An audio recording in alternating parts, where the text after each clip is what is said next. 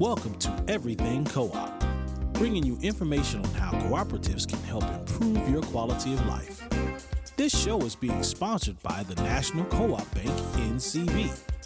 The NCB is dedicated to strengthening communities nationwide for the delivery of banking and financial services for the nation's cooperatives, their members, and other socially responsible organizations. For more information on the power of community ownership, visit ncb.coop.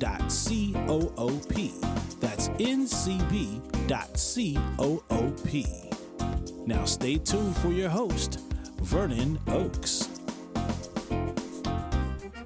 Good morning, everybody. This is Vernon Oakes and the host of Everything Co-op.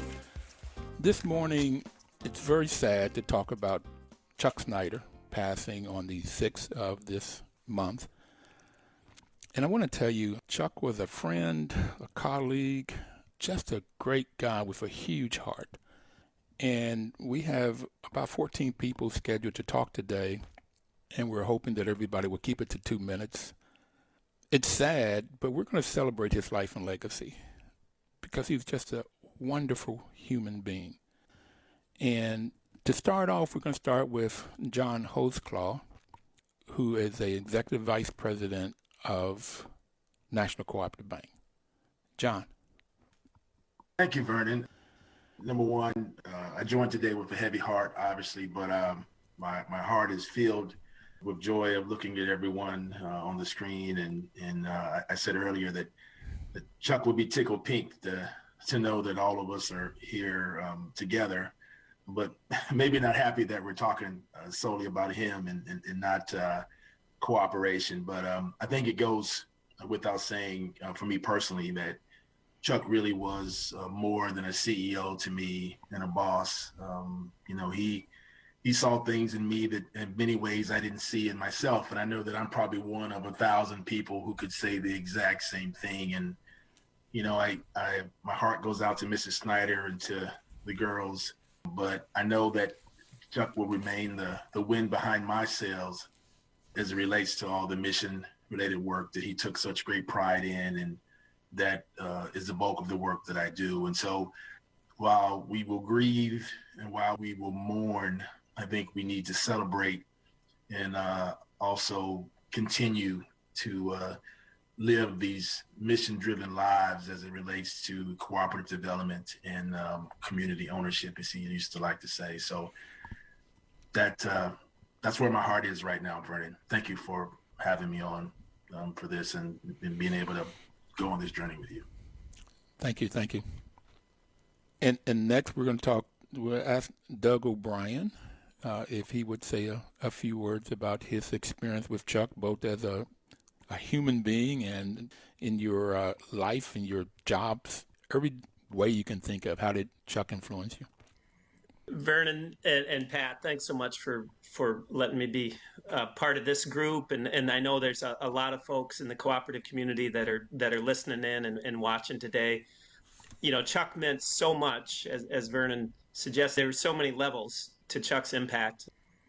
On a personal level, I have to say that Chuck, served as one of my mentors in the cooperative journey, absolutely, to so many people over, the decades, really. Chuck was there. He was generous in so many ways, generous, with his time, generous with the bank's resources to make sure that both the people and the cooperative community could move forward. I just think about a couple things of how, he gave not only of the financial resources, but much more so, he would lean in and really invest himself into projects that were visionary, that could be transformational, and that could really make a big impact for cooperatives and the communities that they serve. The Impact Conference that we've been doing now for 5 years in partnership with the National Co-op Bank, that was Chuck. That doesn't happen without Chuck Snyder. And then Chuck brings the whole team together, and it's a partnership. More recently, we're working on some Principle 6, cooperation among cooperatives, and Chuck, leans in, brings all his experience, wisdom, and connection to really make the biggest difference. He's going to be missed by the cooperative community, so we're mourning him, but we're celebrating the impact that he's had on so many people in the cooperative space. So thank you, Vernon. Thank you, Doug. And I think the last time you and Chuck were on the show, we were talking about the capital impact, and we were talking about DEI, diversity, equity, and inclusion. And Chuck said, I'm sorry the way this came about. He was talking about George Floyd, and I'm sorry the way it came about, but I'm really glad that it's here because now I can talk about it. It's out front. He said at some point you couldn't even talk about it. So I like Chuck because of that. He could talk about it. He wanted to make sure that everybody, no matter who you were, the first principle of co-ops, doesn't make any difference who you are, what your race is, what your gender is, what your age is. Co-ops are for everybody, and he lived that. And Roberta, I would like for you to tell us about your experience with Chuck. Roberta MacDonald from Cabot Creamery. And the experience with Chuck Snyder, Vernon, is much like yours. Here is a gentleman who saw potential in everybody and everything, and it's almost like he didn't see our other spots. And what he could do is say, yes, go, do, be. Do well to be good, to do good, I think was his line. And I think of all the chicklets and people he has raised up. I love Mary Alex Blanton, for instance, who has taken on the community gauntlet that he laid down. I think of what Gina Schaefer has done relative to her community, and again, with Chuck's wide-ranging services. There's so many souls who have benefited, whether they know it or not, from this good man who prefer to remain anonymous, but dearly loved, deeply respected. And Chuck, you're one of the reasons why co-ops can be so viscerally appreciated among all of us. And we honor you by continuing to carry that message forward into our communities. So thank you, Vernon. Well, I'd like for you to talk about Roberta. You had called Chuck something when you were on a show once. Do you remember what you called him? Tell me, Vernon, what did I call him? You called him an angel. Yes. He is an angel, and really is an angel. Why would you say that? Because he had his pocket full of fairy dust, and it was always seed money to try that idea, to do better among communities, to inspire others. He used his soul strings to tap into it. I remember an annual meeting for the NCB, and we're in the National Archives, and we're standing below a mural of all these white men in wigs, and below us are people of every nationality, in every age and outfit. And the contrast in that time is exactly what Chuck saw. We are good souls gathered for good reasons, and that was what he saw. Good souls gathered for good reasons, to do well, to do good. I would like to turn it over to another lady. Ann Rothman, you have known Chuck for a while. You've worked with the condos and co-ops in New York. You're on NAHC, National Association of Housing Co-ops Board. You've been on NCB's board. So you've been around a minute. Tell us about your experience. A minute or two, yes. Tell us about your experience with Chuck. Okay, well, first I want to second everything that everyone has said already, perhaps pointing out that Chuck put John Holtzclaw in charge of DEI at the bank several years ago, and John has been leading that focus for a long time. I printed what I was going to say to make sure I stayed under the 2 minutes, so I'll be official. It's been my privilege to have known Chuck for many years as an inspiring leader, a team builder, an enormous supporter of cooperatives, and best of all, as my friend. My story about Chuck is a New York story because half of the nation's housing cooperatives are in New York City. And in the 80s and early 90s, we had serious financial problems facing many low-sold cooperatives. Most lenders wouldn't consider loans in housing cooperatives with significant rental components, but Chuck was different. NCB consistently tried to make positive lending decisions. Of course, NCB knew, as other lenders didn't, that the strength and commitment of the board of directors would be a key resource for the recovery in troubled co-ops. In the borough of Queens, fledgling co-ops were particularly hard hit, but they had a champion in Borough President Claire Schulman. Claire held monthly meetings inviting everyone and anyone she could think of who could possibly help. Chuck traveled to New York for all of these meetings. He was one of the very few lenders who attended. And Claire got in the habit of opening the meeting by looking Chuck in the eye and saying, "Have you brought me money to help my co-ops?" And Chuck did step up every time. NCB was there for housing co-ops throughout this crisis, helping them to survive. And as Roberta has mentioned, Chuck always believed that the bank would do well by doing good. And it always did under his leadership, and his spirit will always be with us. Thank you so very much. We've started off extremely well to talk about Chuck and to celebrate his life. Chuck did so much, and he had a great sense of humor. So I was trying to decide if I was going to tell you this story or not, because I don't know how it's going to show up on air. But he's from Pennsylvania and Dutch country boy, if you will. And I was having trouble with this organization, and I was considering what to do, how to fight them, how to win, what to do. And Chuck said, "Vernon, if you get in a pissing contest, you're going to get pee on your shoes, no matter if you win or lose." And I said, "Okay." And Chuck was just right down to earth, and it really, I was able to see it. No, you don't want to do that. Don't want to do that.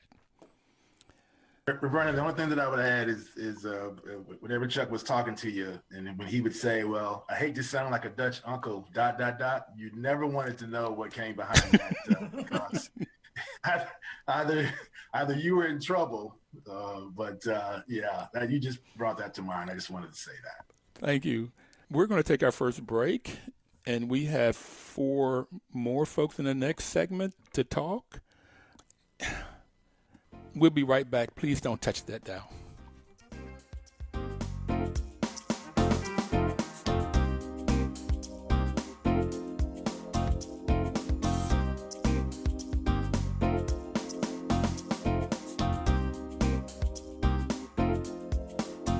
Your news talk station. Welcome back, everybody. This is Vernon Oakes. The show is Everything Co-op. We are celebrating the life and legacy of Chuck Snyder, who was just instrumental to everybody that's talking and people that wanted to come on that could not get on because of time and space. He just helped so many different people, so many different communities. And as Roberta MacDonald said in the last segment, he had a stardust. He was an angel. He used his skills and talents, resources, just to help communities and help people.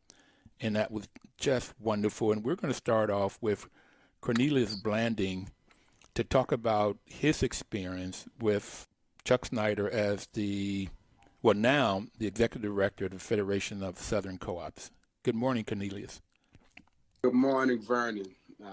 Thank you, and good morning to everybody. Vernon, please forgive me. I apologize. I can't come on screen right now. I thank Doug for helping me get in. I'm actually at my doctor's office, and I stepped out. I just had to be on this call for our friend Chuck Snyder and Vernon. So truly, it's an honor to be even asked to pay tribute to Chuck, to someone like Chuck, and like most of everybody said here. But it's with a heavy heart indeed. But I say it's an honor because being asked to pay tribute to Chuck means you knew him. And I was one of many whom had the honor of knowing him, and especially these other cooperators on the phone. He was a colleague as a part of the co-op community. But for me, he was also a fellow board member on NCBA not long ago, and on CDF, the Co-op Development Foundation, until he passed. But I also counted Chuck as one of my mentors in this work, like many others. And more importantly, he was a friend. Chuck Snyder was a friend to the Federation of Southern Cooperatives.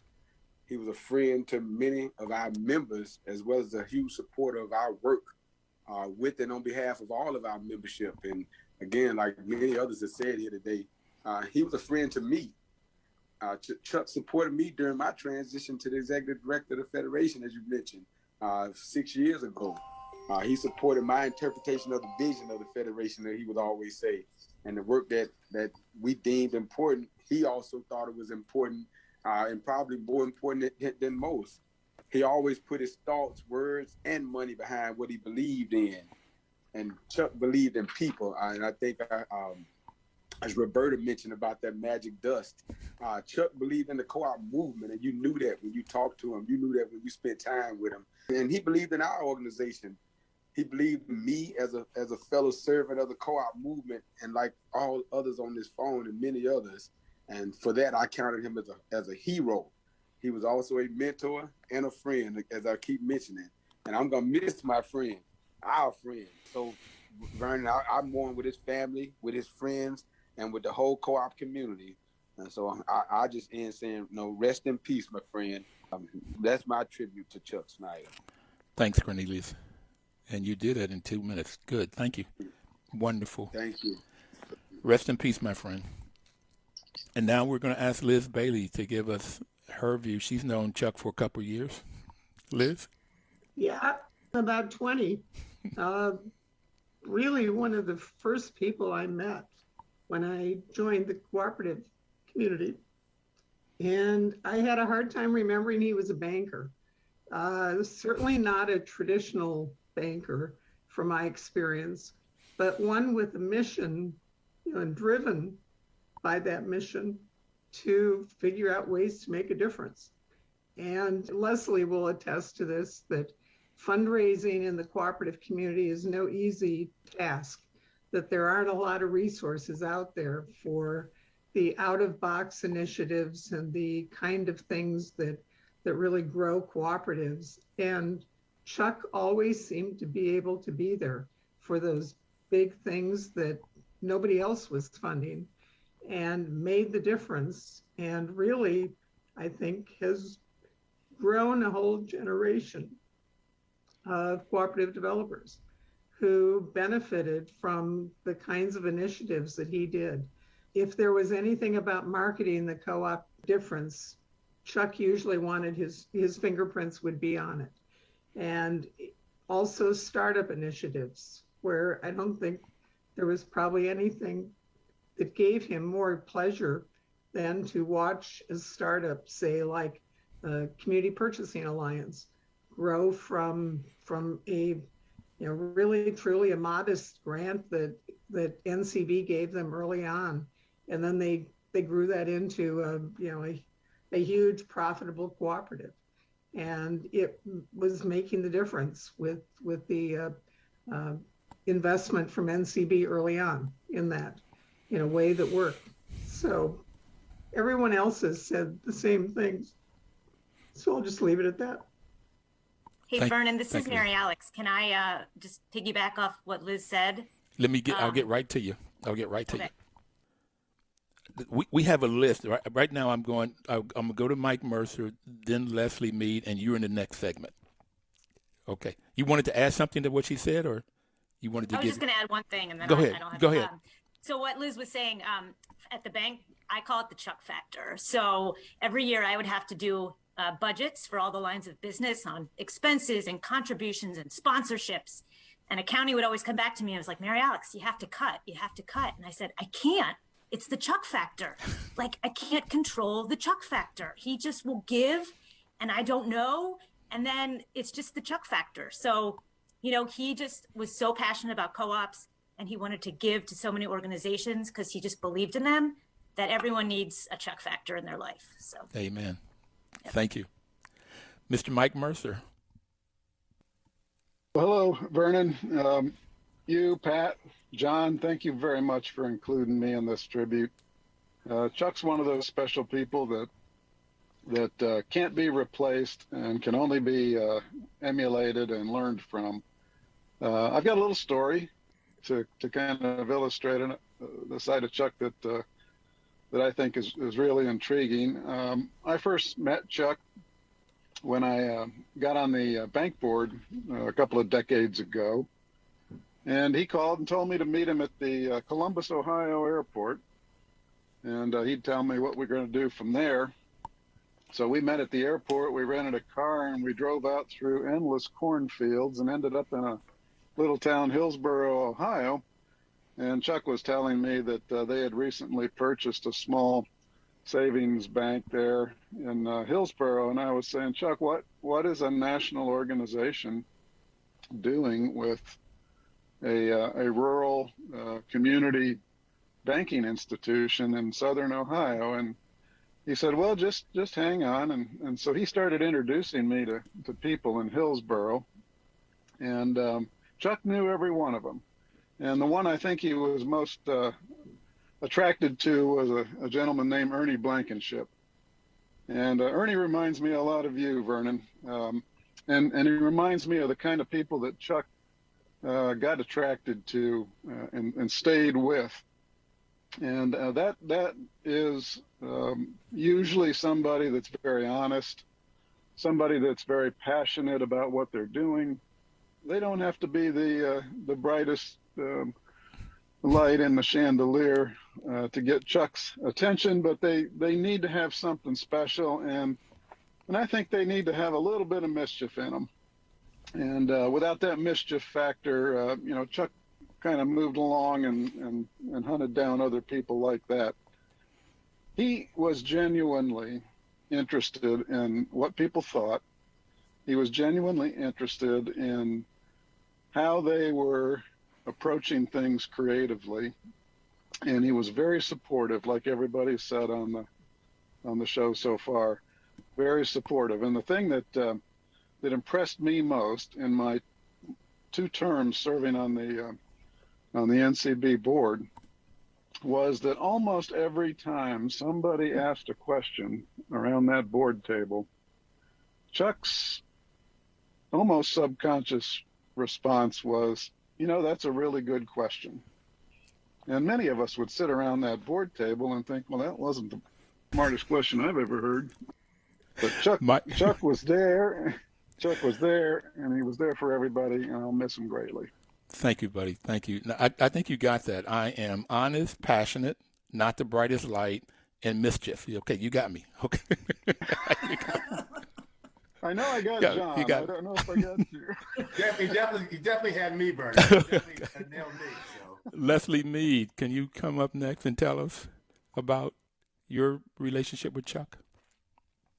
I'm the former executive director of the Cooperative Development Foundation. Chuck served on our board for many years, but I've known Chuck, seems like forever. And, he's one of those people that you just thought would be a fixture in your life.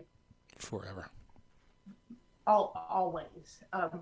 And so his passing has been really sort of taken me back to thinking about the many ways that he's influenced both me and the Cooperative Development Foundation. And I would like to say that, I think Chuck was motivated by the belief of cooperation among cooperatives.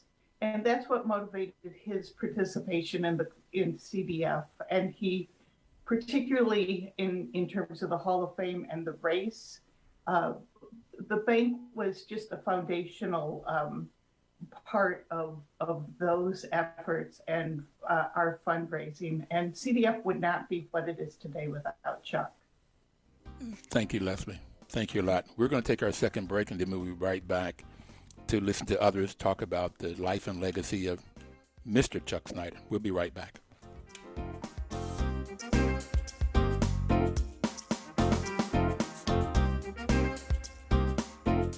Your news talk station. Welcome back, everybody. We're talking about the life and times, life and legacy of Mr. Chuck Snyder, the president of National Cooperative Bank, a friend, a mentor, someone to be emulated and learned from, who had magic dust and spread it throughout the cooperative world. So first, we're going to ask Mr. Martin Lowery to tell us about his relationship with Mr. Chuck Snyder for a number of years. I would say many years. Thank you, Vernon. I first met him through my mentor, Bob Cabot, when I was working for Bob at NRECA.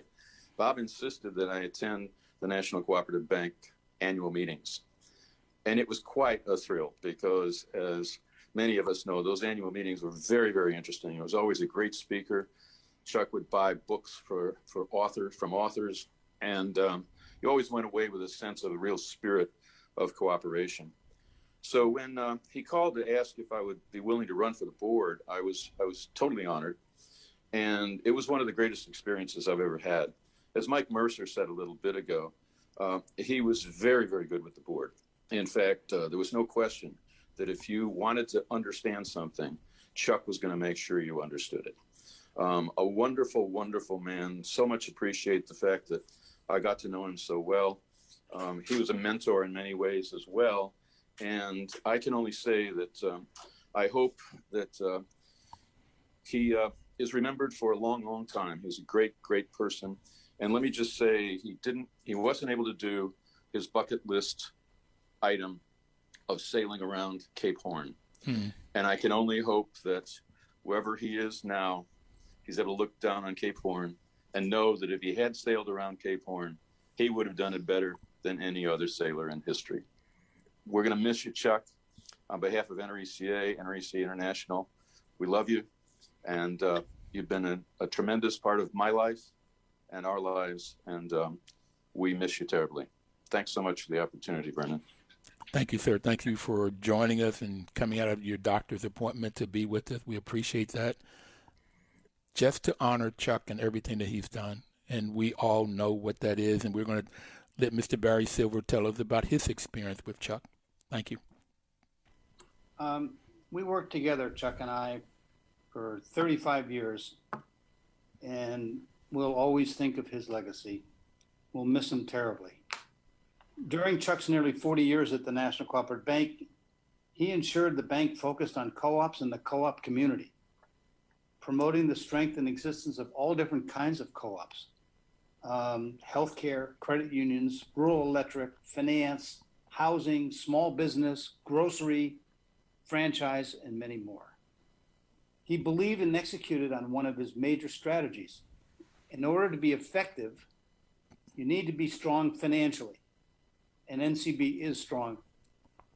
But because Chuck was trained as an accountant and therefore he delved into the deep morass of minutia constantly at the bank, despite the fact that he was president, he encouraged independent thinking. He supported his employees and fellow cooperators to think outside the box all of the time. Chuck endorsed the creation, enhancement, and promotion of the Co-op 100 report, an annual publication which receives significant praise, as all of you on this call know. The Co-op 100 report has endured for over 30 years and continues to inform and enlighten the cooperative and non-cooperative communities on the strength of all different kinds of co-ops. Chuck encouraged us to take the success of the Co-op 100 to the world's cooperative community by formalizing a global 300 report which identifies the largest 300 co-ops in the world, resulting in an annual report of the largest cooperatives put out by the International Cooperative Alliance. But the National Cooperative Bank wouldn't be as successful as it is without a CEO who had ambition, motivation, trust of employees, fairness, and a focus on diversity. He applied these attributes to the bank's board of directors, as we've heard today, and to all employees. He wanted to work for and on behalf of, everybody wanted to work for on behalf of Chuck. We were proud to work with Chuck because of his attributes. He leaves us secure. Barry, I've got to go to the next one. I'm sorry. Oh, no, that's so fine. I'm talking too much. Thank you. But anyway, thank you so much. We think the world of Chuck and we'll miss him dearly. Thank you. Thank you. Thank you so much. And with that, and I could talk about Chuck all day, so I get it. We want to go to Mr. Rich LaRochelle. Rich? Okay, thank you very much. So as we've all been saying, Chuck was a giant in the co-op world, but I remember him mostly as a good friend, a humble man, a great board member, and really a model of co-op values. I served with Chuck on the same boards and often the same committees for more than 20 years. He was always respectful of other board members. He interacted with all of us, not as a CEO of the National Co-op Bank, but as an equal. He was a good listener, and he was always respectful of others. And just one little story, I could tell so many, but I remember once we were having a heated discussion about an important issue at the NCBA inclusive board meeting. Chuck came into the room with a certain point of view, but as he always did, he listened. Other people expressed different views. He asked questions, he participated, and at the end, he expressed a viewpoint for a decision that was different from what he had come in with, because that's the way Chuck was. He wasn't just wanting his own point of view. His compass was, let's do the right thing. Let's do what's right for co-ops. Serving on a board with Chuck made all of us better board members. He modeled how a board member should behave. He came prepared for meetings. He participated, but he never dominated.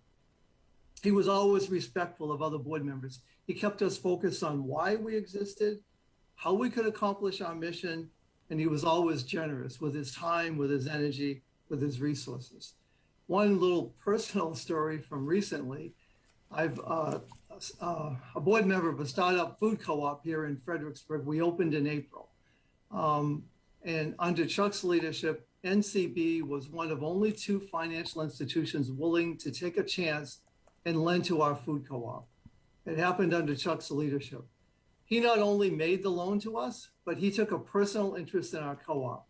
He and his wife, Karen, became members of our co-op, and they came down and visited us. And when I would see him, he would say, well, you know, how are you doing? How are the numbers looking? He took a personal interest in us, and I'll always appreciate that. Chuck's passing is a big loss for co-ops and for me personally. He always did the right thing. He believed in co-ops, but he was a good banker. And he wasn't afraid to tell us that we needed to run strong businesses while also being true to our values. Those were the 2 things about Chuck: strong values and good business. I'll always be grateful for Chuck's leadership and for his friendship. Thank you so much. Thanks, Rich. And I want to get down to Fredericksburg and get that cup of coffee with you at the food co-op. We're going to do that. I invite all of you to come down. And Mr. Paul Hazen, if you could tell us about your experience with Chuck. Thanks, Vernon. Thanks, everybody. I've known Chuck for over 3 years. I count him as a friend and a mentor. And just as an example of that, when I was selected as a chief executive of the National Cooperative Business Association decades ago, Chuck called me up one day and said, NCB is going to pay for a speech coach for you. And I'm really interested in your personal development, and I think this will help you. And I was just overwhelmed and blown away. It's like, you know, he didn't have to do that. He wanted me to succeed in my career. And that was just, I couldn't believe it. And I still feel that way today. I think his legacy in the cooperative movement is the focus on the mission at NCB. There are lots of organizations that have mission creep and have gone away from their original mission, and he kept that true at NCB. And I don't think there would be the robust consumer food co-op sector and the purchasing co-op sectors today without his leadership at NCB. And I know what he's done as far as helping startup groups. When the cooperative movement won the franchise for .coop, we needed to raise $1 million to get that going. And NCB, with Chuck's leadership, put the first $200,000 in. And that early money, as many say, was like yeast. And that helped us raise a total $1 million. So I'll be ever indebted to Chuck for his friendship and his mentorship for me and for what he's done for the cooperative movement. Friend and mentor. That says it. I think everybody has said that, no matter how long you've been in the co-op movement, how long you've been in banking. And I like what Liz Bailey said. He was not a normal banker. And the other thing about him is you don't see him being the CPA. I always see the CPA as advisors on and doing the numbers. He was a people person, and you don't find that mixture too much. And Alex Blanton, would you tell us about your experience with Chuck, particularly working for him, under him, with him all of these years? Yes, thanks, Vernon. Yes, so I've been at National Cooperative Bank for 22 years. I've had many different careers, but right now run the marketing and communications. So I got to work a lot with Chuck, especially planning all the fun annual meetings that he loved so much. I think, one thing that I love about Chuck is that he was genuine. Like, I would spend hours writing speeches and remarks just for him to kind of never read them and just speak from the heart every time he would give a presentation. And, that's when he was connected with people. That's when he was at his best. Sure, he may have stumbled. He may have said, et cetera, et cetera, et cetera, a few more times. But people really connected with how genuine and down to earth he was. And that's what, I think people love. And just to talk about, we know how much he impacted the co-op community and how much he gave in his time, his financial. I think he was members of several co-ops, even though he lived nowhere near them. But he created a culture here at the bank of people really caring about each other. So he brought the co-op values into everyone at the bank. The average tenure here is about 10 to 12 years. People want to be here because they love Chuck. They love working for him. He had an open door policy. He's not some CEO of a multi-billion dollar bank that you don't feel connected. He made the time to get to know people. He would talk about their families, football. You would always see Chuck hang out with people. Even up to during COVID, he would have Zoom calls with corporate services talking about the Washington football team on Monday mornings. So he really created that culture at NCB that people cared about working here, people care about each other, and people care about the co-op community. And I think, we'll keep that legacy going on, always fighting for the little guy, doing well to do good. And that's something it will be lasting impact at NCB. So. Thank you. Fighting for the little guy, genuine. We've got a friend, a mentor with the Chuck factor who has magic dust that he spread around. He spread around more dust than he had. But I just want to, before we take our next break, I was walking with Chuck. We were walking Sunday mornings at 10 o'clock, and I'd walked with him the Sunday before he passed, and we were scheduled to walk 10 o'clock the day right after he passed. And I didn't know, so I went to Haynes Point to meet Chuck. And so I was there. It's a beautiful, beautiful sunny day. He loved the water, as somebody's already said in the selling.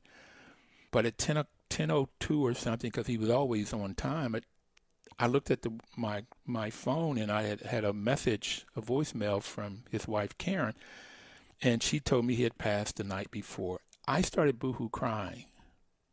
And Liz, I was so glad that you didn't start crying too much, because I may have had to ask Pat Thornton to take over because I may have started again. And I was just shocked. He's such a heart the man had. It's just wonderful. And he shared everything, shared knowledge and wisdom and like the dust. Phenomenal. A genuine friend, genuine mentor. Just a wonderful, great guy, which the cooperative world is going to miss. The world is going to miss. And we're going to take our next break, and we'll come back. And we have David Thompson, R.L. Condra, Michael Peck, and Pat Thornton. We'll be right back. Please don't touch that dial.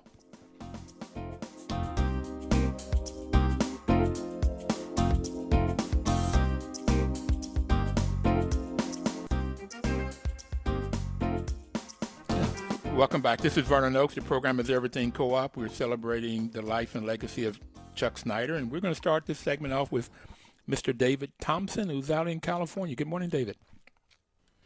Well, good morning, everybody.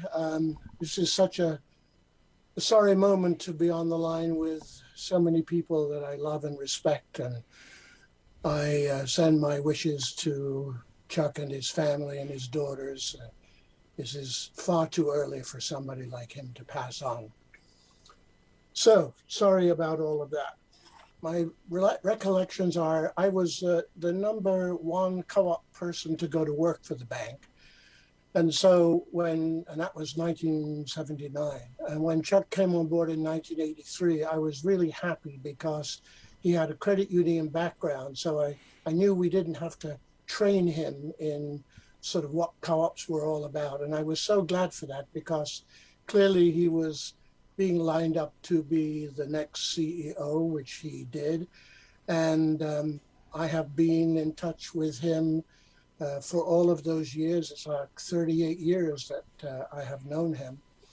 But the things that stand out for me are, I came from the new wave of food co-ops and minority co-ops, and that was the burst of energy that we all gave to the creation of the co-op bank.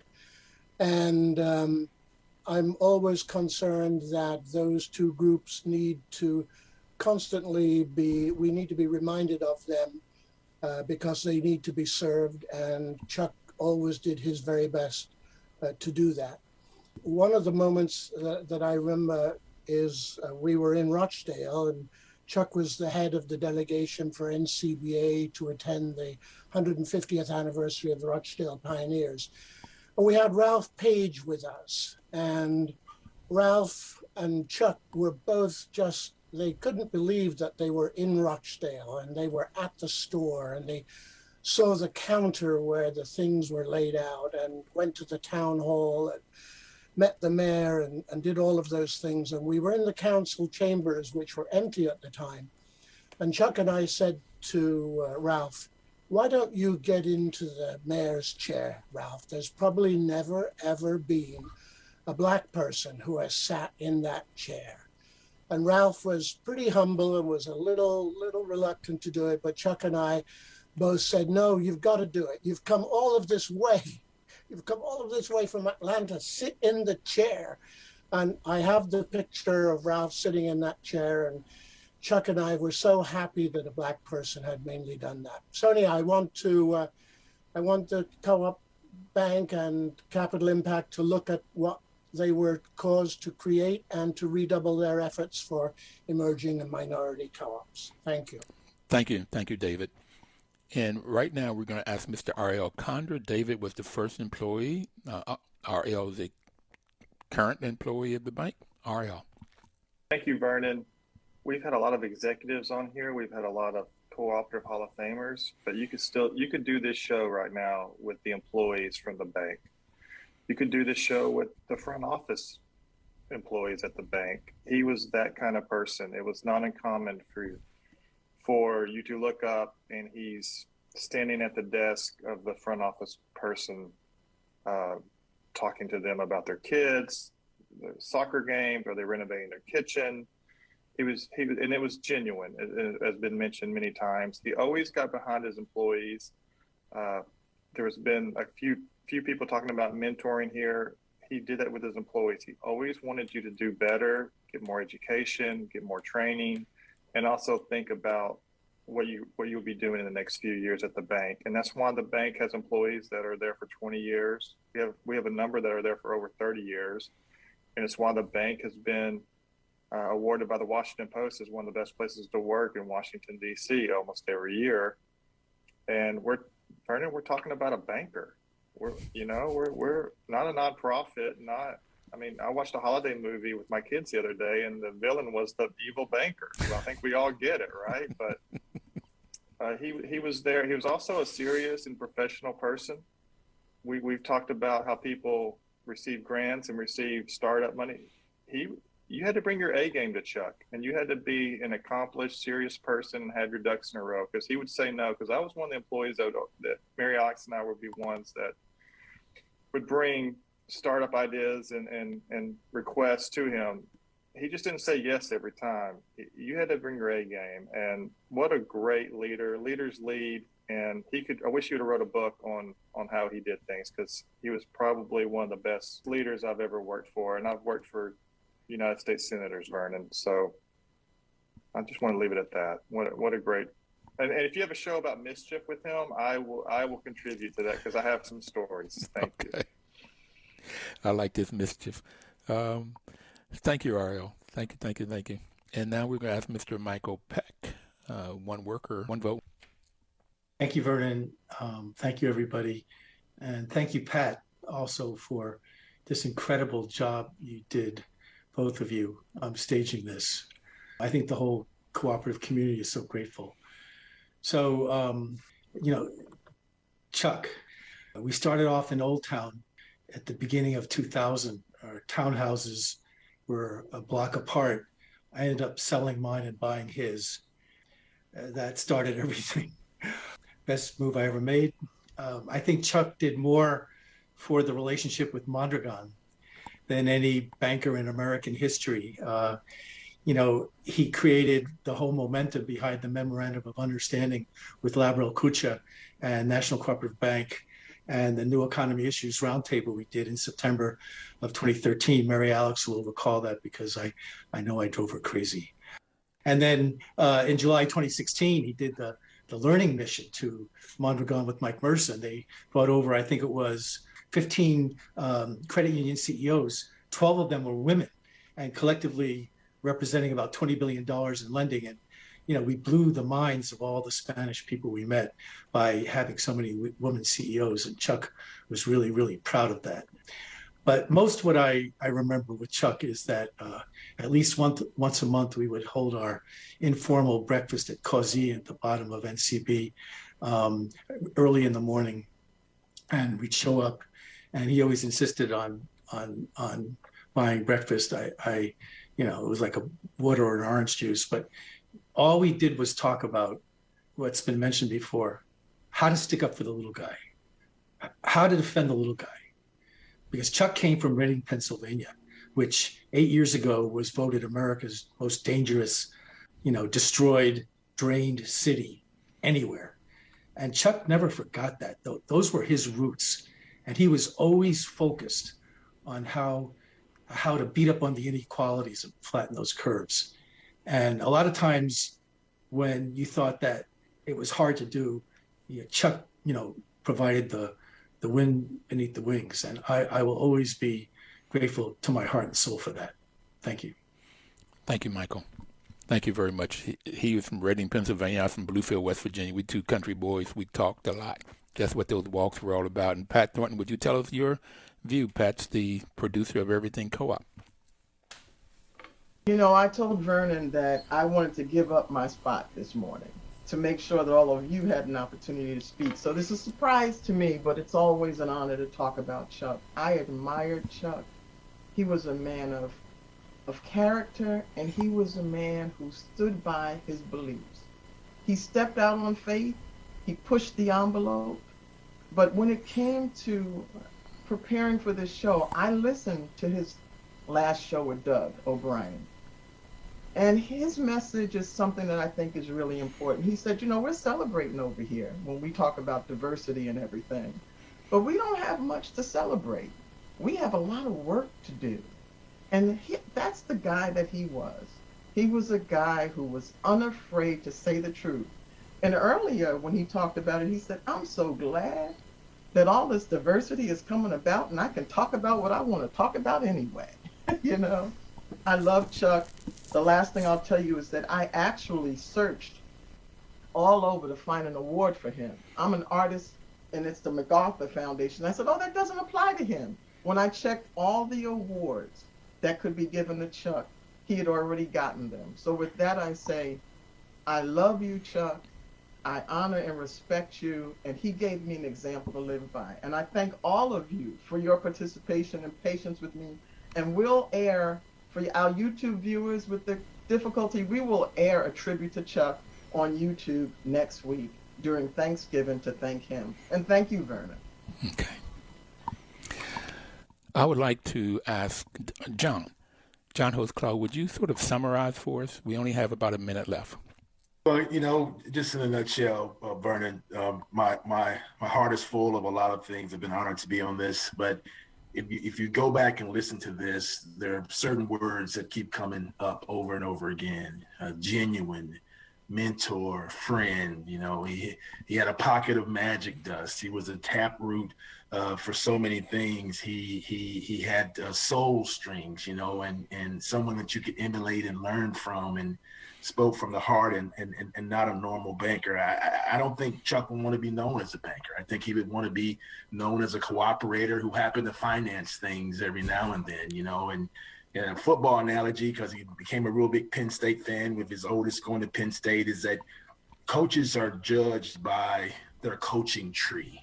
So Chuck will be judged by his cooperative tree. And there are a lot of people on this Zoom. There are a lot of people at NCB. There are a lot of people in this industry that are a part of that tree. Thank you, Vernon. Thank you. Thank you. That's a good summary. Everybody out there, thank you for listening. We'll be back next Thursday. Please live cooperatively.